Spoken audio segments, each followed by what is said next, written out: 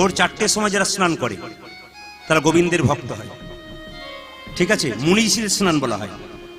আবার 10টার পরে যে স্নান করে তার মানুষের স্নান হয়, আর বেলা 12টা পরে যে স্নান হয় তার রাক্ষসের স্নান হয়। দাদারা মনে মনে হচ্ছে আমরা যা কাজে ব্যস্ত সব কি রাক্ষসের স্নান হয়? না না, এবার আমরা কীর্তন করতে এলাম, আজকে 1টার সময় পৌঁছলাম, আমরা 1টায় স্নান করলাম, তাহলে আমরা রাক্ষস হয়ে গেলাম? তত্ত্ব তা নয়।